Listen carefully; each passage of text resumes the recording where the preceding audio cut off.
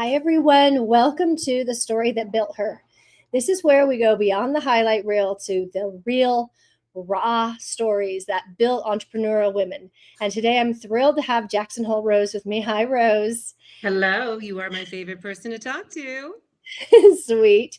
So we're going to go beyond the wins. We're going to go into the wounds, wisdom, the wild ride that life is. So let's jump in. So, Rose, what would you say is that defining moment for you? When did everything change for you? What's the story that built you? Can you imagine that it started when I was 7 years old? I was such a tender little age. My parents used to take me to Walt Disney World. And even as a young kid, I thought, why do they keep taking me here? Like, I want to go someplace different. But what was happening there was I was noticing there were these things that were not real that had real people's voices connected to them. Mm. So animatronics back in, right, the 70s. And I remember being on the monorail with my mother and hearing that voice saying, "Please stand clear of the closing doors." And I'd say, "Mom, where's that woman? I need to meet her. She has such an amazing voice." So, oh, no, you can't meet her. It's just a recording, right? And so in my young mind, I thought to myself, I wonder what that's about. My father would take me into the haunted house and you'd hear, "Make sure you're putting your lap belt on." I said, "Dad, where is that guy? I want to meet him." And he said, my father was from Brooklyn. So, he talked like this. He's like, well, just make sure you put your seatbelt on. Like, there's no guy here. And I would think, oh my gosh, but look at all these ghosts. They're like cartoons, but they have people's voices. And I was just absolutely fascinated. And I was an only child in the sense of the word. My parents got married, remarried later in life, and only had me. So I kind of grew up alone. And my friend was the radio. And I used to listen to people on the radio, and I trained my voice to sound like people on the radio since I was 7 years old. Wow. It's funny that you say that because we're getting ready to go to San Francisco, and Derek found this YouTube video, and this man's doing a great tour of Ghirardelli Square. Mm. And through the whole video, he's talking in a certain way. And Derek's like, why is he talking like that? And I said, he's been trained for TV and radio, and you can hear it and feel, it's a different cadence. So you learned because the radio was your companion, your sibling. Yes, it was like my sibling. And you were just mentioning with regards to that, people tend to speak in those cadences when they're trained. We call it word, word, period, pause. Word, period, pause. Word, period, pause. Right? And so when people are reading a script, that's how they sound as well. Makes sense. There's definitely you can see you can hear the pattern. So, um, talking about your childhood and being the only child and whatnot, how would you say that shaped your life going forward? Was this something where, like many only children that I know, actually, one of my good friends is, and she's always got this longing for community and support. How would you say it shaped you? I would say in that regard, I did yearn for community, but I was very ostracized as a child. So Mm. for a long time, from kindergarten through, I would say, third grade, I was pretty much ostracized. And as you know, children can be very cruel. So the words that they used for me was, "Don't look at her. Your face will turn to oatmeal." And so I actually use that in my teachings to talk about what are you afraid of, right? That someone's going to make fun of you, because sometimes these things from our young childhood will affect us in being on camera later on. Definitely. So kids were cruel. So what? Yes, Until they. my dad, until my dad hung up the kid who was the bully on the stop sign. Because remember, he was from Brooklyn and he was very Italian. Right. He's like, I'll fix That was this. quite a scene. I think all the parents were like, wow, don't mess with her again. Hmm. Hmm. The Godfather's arrived. Kind of. Yeah. So I think that this what you said is so true. Is everyone's afraid of something, and it often links back to something that happened previously, and the past, unless we're aware of it, will keep informing the future. And so you obviously had to deal with the bully, the all the kids, pointing at you, and not in a good way, overcoming fears. What would you say helped you come into your own when you were able to embrace yourself and be proud of yourself? I think I realized at a young age that I really loved to perform. So this was one of the Mhm. things that I loved to do. I would even invite people over, like my neighbors, to come and sit and watch my show, right? This was my thing. Mhm. But as I grew older and older and in high school, it was sort of like you need to dress a certain way, you need to wear makeup this way, you have to, act this way. It was almost like a performance for me to be in high school to be accepted. Mhm. But what I realized early was that I was a good actor because I was hiding so much of my past, right? So I wanted to go to school for TV and radio because I really wanted to either be on the radio or be on TV, either one. I was just happy with both. And so I went to school for TV and radio until my father told me when I was 20 years old, so I was about a junior in college, and he said in his Brooklyn accent, right? If you think that you're going to make anything of yourself on TV or cat or radio, you're going to be living out of a dumpster. And I think he was very serious in that thought. My father was born in 1928. He's no longer with us. But if you can think back to, like, he was born in the Depression. And so all these things that I've gone back to in my family and what they believed to be true, like my father really didn't think I was good enough. And Mhm. or at least that's what it felt like to me. But I think he wanted to just see me be normal, like get married, have babies, do all the things that other people do. Why can't you just be like that? Yeah. And I'm very much not like that. So I think that was hard for him to accept that I wasn't like everyone else. Mm. Yeah, and I think what you said is he didn't think you were good enough. He didn't think he was good enough. He couldn't see how he could have made his way in that career. And I think you're right with the depression influencing everything and kind of casting that fear. It was like, listen, let's take the more predictable, safe route. This is that parents often thought that was the best thing they could do for their kids, right? Let me put you in the most predictable, safe environment versus let me look at who you are and what you desire to be and what you're naturally good at. Those were that generation couldn't even entertain that thought of let me look at the individual and her gifts. Wow. So to hear your father say that's not going to work, you're going to be broke, you're going to be homeless essentially. What And I was a fighter. Like, I'm surprised that for whatever reason, my life went down into the lower part of the circle, because obviously I've become full circle. So I left that and I changed my major to public relations. So, still communications and helping people to basically put something out about themselves or an event that made sense. And I Mhm. loved doing that because I loved meeting people. I loved hearing their voices. That's one of the things that I still have as a gift of mine is I can hear a voice from someone that I've talked to, had a conversation with years ago, and I can hear their voice and know exactly who they are. Hmm. That's amazing. So you found a way to kind of maintain your interest and find a new angle. But as you said, it sort of dipped you down into the lower part. Did those, I don't know how those words couldn't echo for a while. How, from that point, how did you rise back up and continue to pursue what interests you, whether or not dad approved? Well, I think my father, that had a very serious influence on me when he made that statement.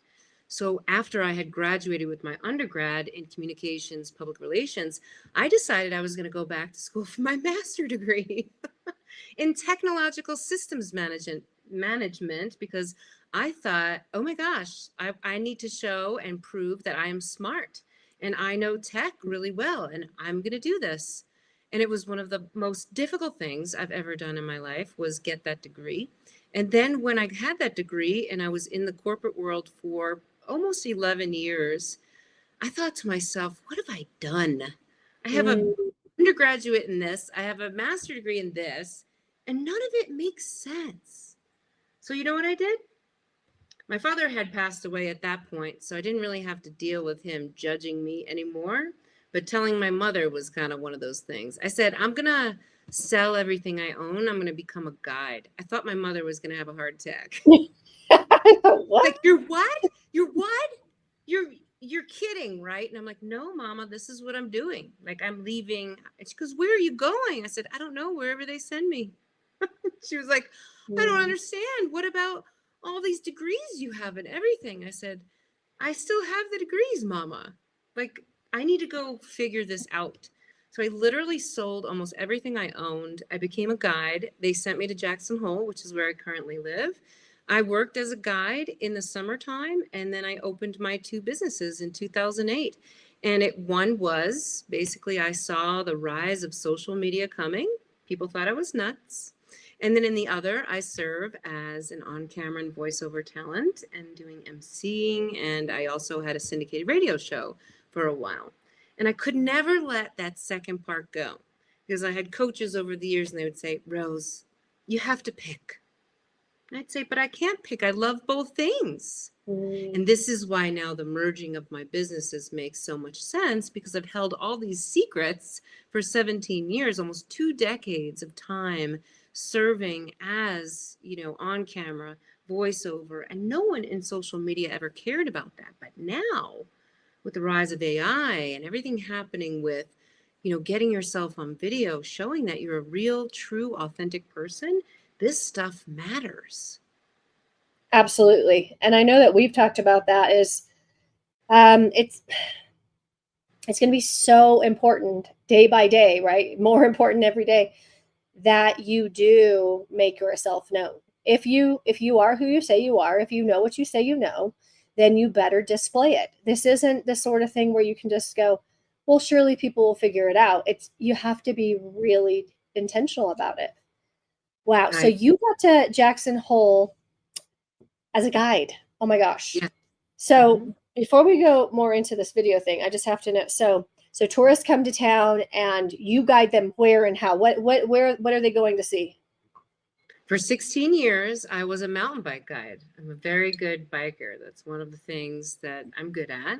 I have a natural progression of being able to see obstacles in advance. And I was pretty advanced for a while. I mean, as I age, I wouldn't say I'm the best mountain biker any longer, but I was pretty good when I was going. So Mm, people would come in, I would greet them. I'd have them sign a paper. I'd get them on the bicycles. I'd get them rolling. I'd say, welcome to my office, have all these mountains in the background. I always made it fun because it was fun for me too. And I wanted to learn about them, not just tell them about the beauty of the area I was showing them, but also learn about themselves. Because as you know, Monique, people love to talk about themselves. yep, absolutely. It's the fastest way to connect with somebody. Ask them something Yep. about themselves. Is this also how you met your boyfriend? No, no, I met him on the bus on Valentine's Day. We just happened to be the right place, right time, and the bus was full, so we decided to go back into the bar and have a drink together. Truly, Cupid got you. Yes, I suppose so. I love it. So your mama has a heart attack. You go do your thing. And when you honored yourself and you started doing the work that you love, how did that feel in comparison to being in that corporate job? Oh, it felt so good. I had been stepped on so many times in corporate. It was gross because I believed in transparency and a lot of people didn't, to be honest.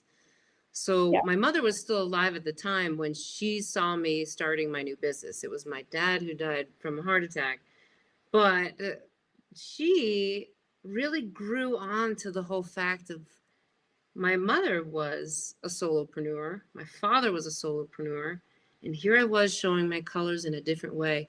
In the beginning, my mom couldn't even explain what I did to her friends. She's like, "Can you explain to me again what you do?" And I said, "Sure, I will explain."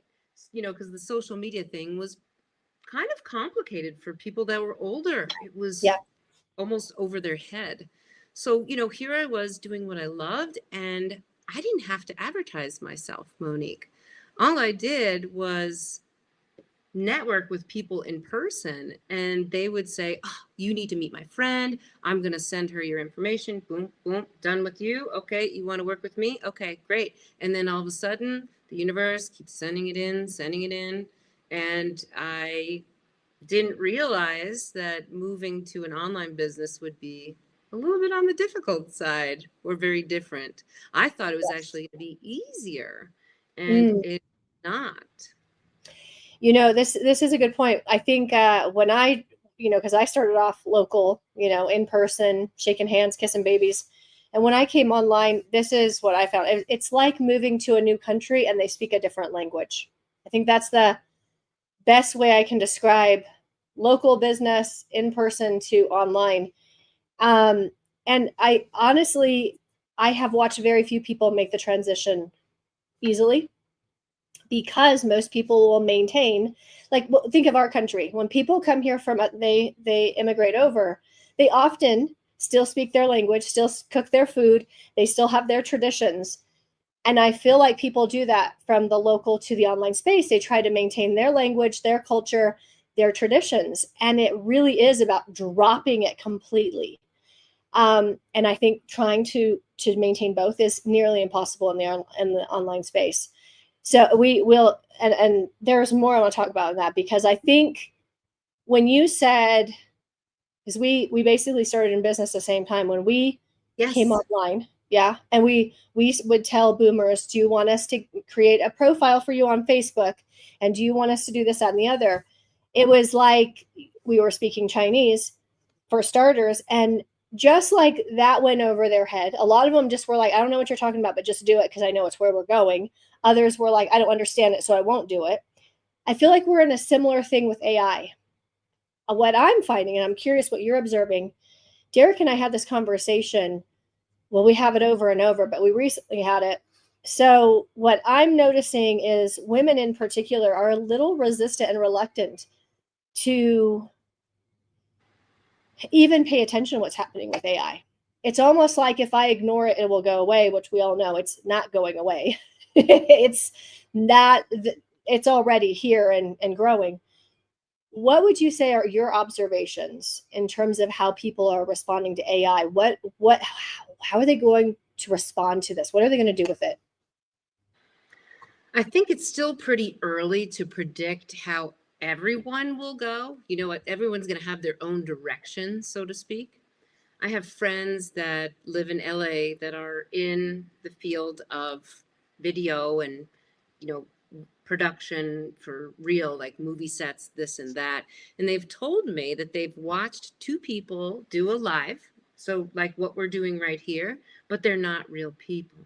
Yeah, totally. And someone's behind the scenes, maybe typing stuff, or there's a script already going on, and they look real. And he just couldn't believe that they weren't real people. So I think what I'm watching is that there's some AI that you really can't tell. Mm-hmm. There's even nuances where I could be with you, Monique, and if you had given me these questions in advance, I'd be over here reading my script. And would I be connecting with your audience, looking over here, reading a script, where then sometimes, and most people read a script like this, period, pause, and then they talk again? No. But there's AI software now where you can actually read over here and it'll move your eyeballs here. It will. I've It seen will. it. And you've seen it.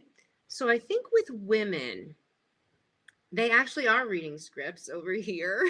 And they're reading them and saying, I'd love to connect with you and call me below because I can help you find clients or whatever it is that they're selling.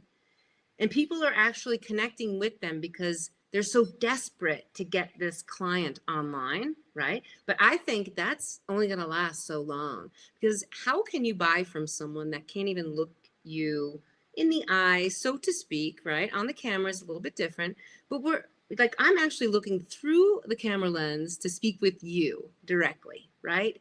Because although you're not here with me in the present tense of being face to face with me, we are having a real conversation and I am connecting with you through the lens. A lot of people don't understand that. I think women, in a lot of cases, especially over the age of 40, we're told, like, you don't do that. You don't show yourself this way. You don't blow yourself up, even if you win an award. Like, don't call attention to yourself, kind of that old way, right? So I'm finding that women are extremely, even when I was in the face to face world and I'd say, hey, why don't you do some video? And then it was the wall went up. I liked you until you said that. And I was like, because you can read people's expressions when you're face to face. And they would say things like, oh, well, I'm a very private person. Oh, that's not me. Oh, my face, I can't put my face on camera. Oh, no. Like, there was always an oh, no in front of it, which this is the reason why I love to help women specifically to get themselves on camera, to basically get over themselves, right? Like, what are we doing as people that we are judging ourselves? Yes, people are still judging you. I mean, it's a fact of life.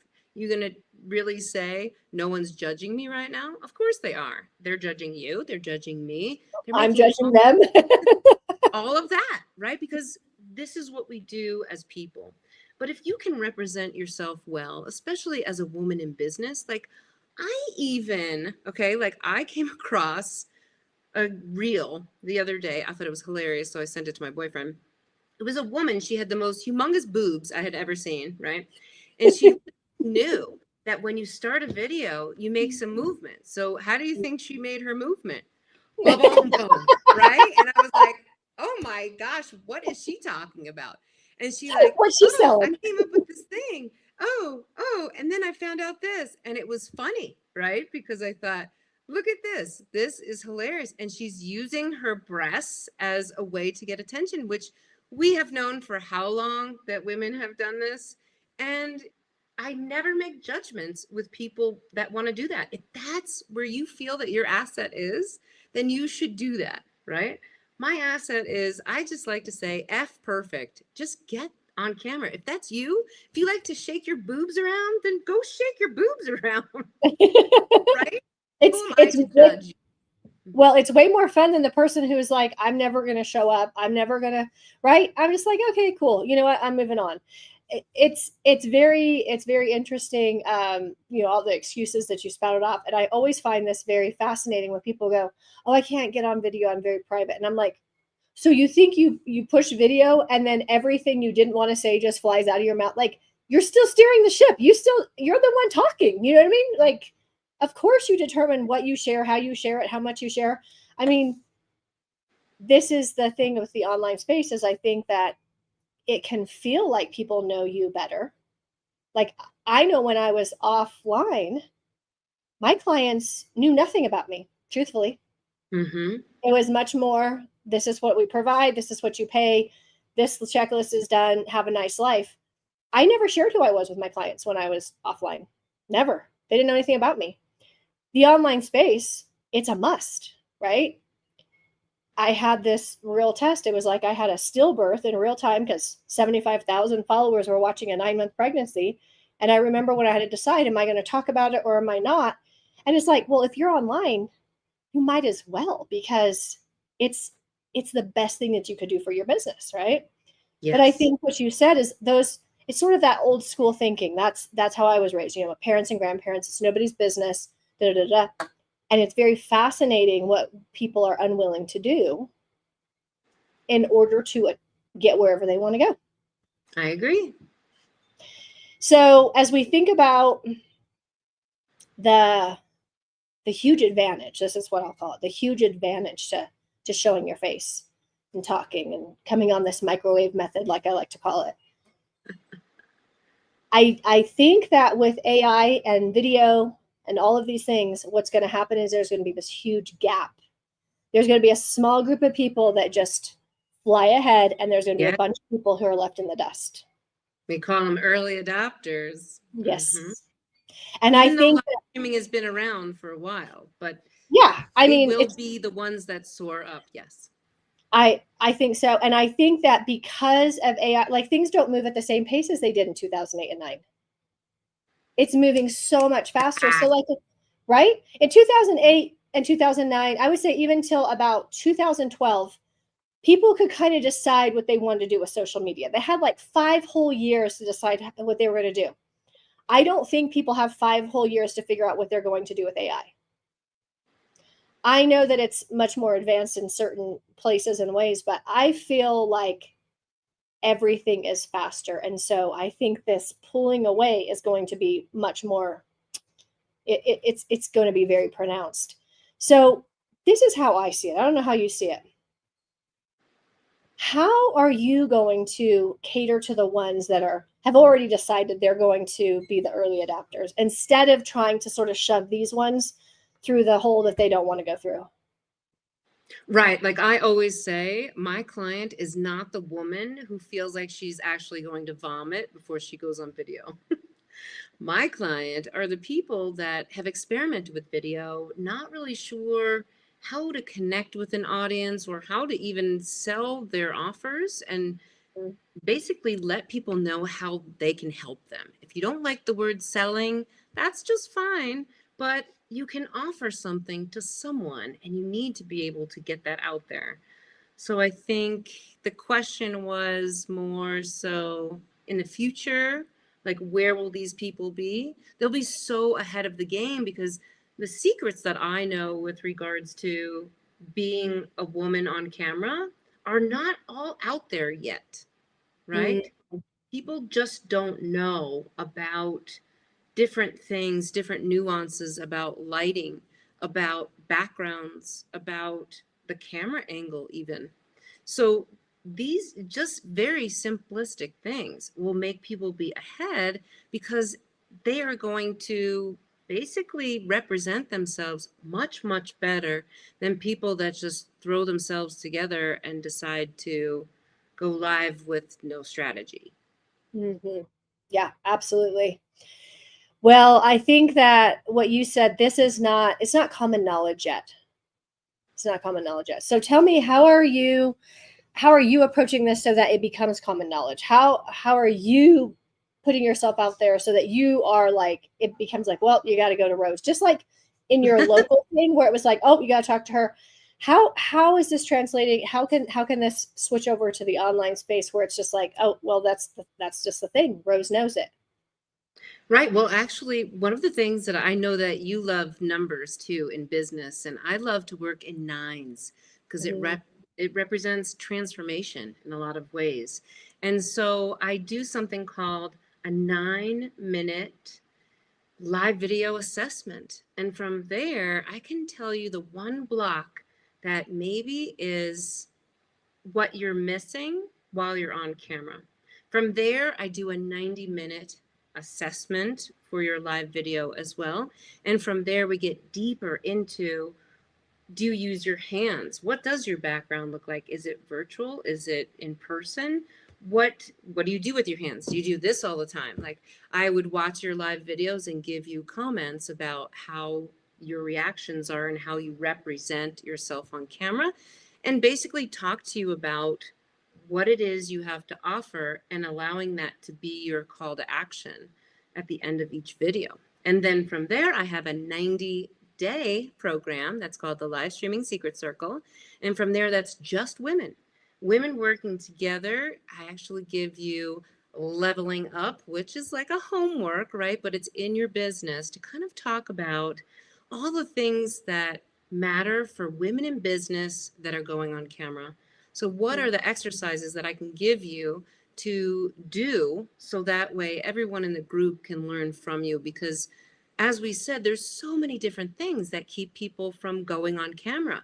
Oh, I need to lose 20 pounds first. Oh, I don't, it's not always about the way they look. Sometimes they don't care about it. They're like, I'll just go on camera, and I'll just look like Raggedy Ann and Andy. And I'm like, well, that says another statement, right? Are you maybe doing that a little too much? So there's Yep. all different types of things that hold people back from being on camera. And those are the things we discuss in the 90-day program. Then, of course, I have VIP days where we talk about all the things in 9 hours. And we have besides VIP days, there are one-to-one coaching that I do that typically takes place over 9 weeks. I love it.